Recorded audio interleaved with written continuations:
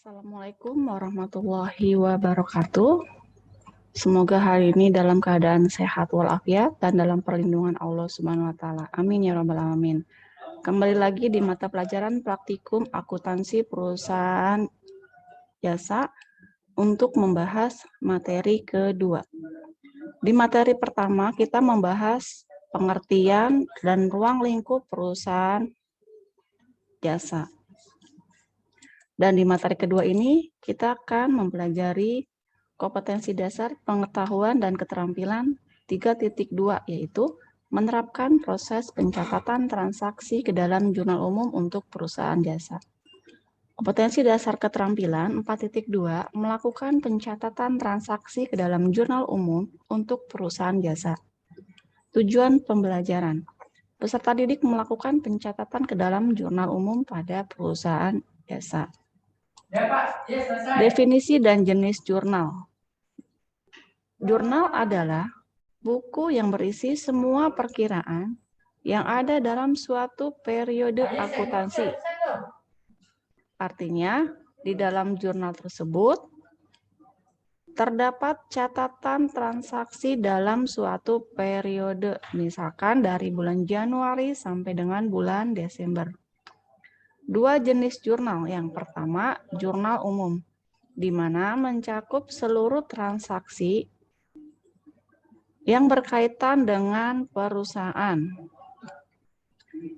Jenis jurnal yang kedua, jurnal khusus, di mana ini berkaitan dengan transaksi yang tidak ada di dalam jurnal umum. Untuk jenis jurnal yang kedua, yaitu jurnal khusus, akan dibahas lebih lanjut di semester 2. Ini fungsi-fungsi jurnal umum. Yang pertama, fungsi historis, di mana fungsi ini berkaitan dengan tanggal terjadinya transaksi pada perusahaan jasa. Contohnya, perusahaan membeli peralatan secara tunai.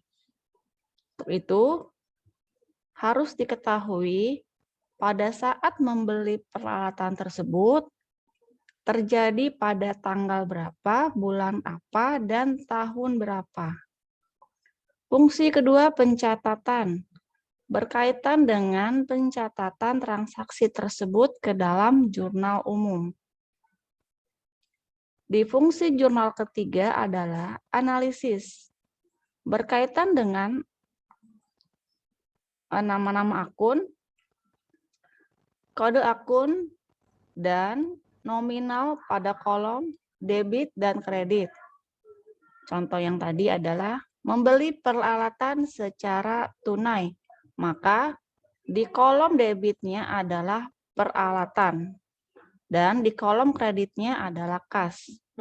Dan tuliskan nominalnya pada kolom debit dan kreditnya dengan nominal yang sama sehingga hasilnya adalah balance. Fungsi keempat adalah instruksi, berkaitan dengan pencatatan yang sudah dilakukan di dalam jurnal umum akan dilakukan posting, artinya memasukkan data ke dalam buku besar. Berarti ada dua akun yang akan dimasukkan ke dalam buku besar, yaitu akun peralatan dan akun kas. Dan fungsi jurnal umum yang kelima adalah informatif. Semua catatan dan informasi lainnya dicakup atau diringkas di dalam fungsi jurnal umum ini, yaitu di fungsi informatif. Slide selanjutnya adalah prosedur membuat jurnal. Kalau kalian mau membuat jurnal umum, pastikan format yang kalian catat, yang kalian buat itu sudah mewakili informasi yang ada di dalamnya. Yang pertama, menyiapkan lembar jurnal atau format jurnalnya. Yang kedua, mengumpulkan bukti transaksi. Contoh lagi, yang tadi adalah peralatan secara tunai. Yang ketiga, mengidentifikasi nama akun yang berkaitan dengan transaksi keuangan. Berarti peralatan dan kas itu adalah nama akunnya. Yang keempat, mengidentifikasi saldo normal akun berdasarkan jenis kegiatan transaksinya. Berarti pada saat pembelian peralatan secara tunai harus diketahui berapakah saldo daripada pembelian peralatan tersebut. Dan kelima, menulis nominal transaksi dengan teliti. Artinya jangan sampai salah tulis. Dan ini adalah format untuk jurnal umum. Nama perusahaan, tuliskan nama perusahaan yang akan kita buat jurnal umumnya. Yang ini adalah judulnya, jurnal umum.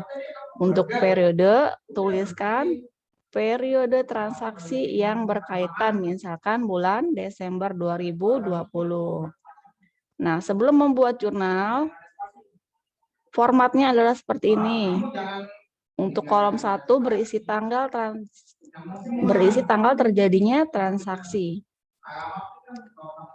Di nomor 2 adalah nomor bukti transaksi. Di nomor 3 adalah nama akun atau keterangan. Contoh tadi adalah pembelian peralatan secara tunai. Maka di kolom 3 kita tulis peralatan. Di referensi adalah kita tulis nama atau kode akunnya. Peralatan berarti masuk ke kode akun Aktiva tetap. Untuk lebih jelasnya mengenai referensi ini atau nomor kode akun akan nanti dibahas di pertemuan selanjutnya. Di kolom debit, tulis nominal peralatan yang dibeli tersebut. Kemudian di nomor 7, mengisi kolom kredit, isi dengan kas karena membeli peralatan secara tunai. Kemudian di kolom kredit ini dirubah karena posisi nomor 6 ada di bawah sini ya. Berarti nilainya nominalnya sama dengan nomor 5. Ya, demikian materi pembelajaran untuk praktikum akuntansi perusahaan jasa hari ini. Jangan lupa setelah kalian menyimak video ini, silakan diisi di kolom komentar kehadirannya ya.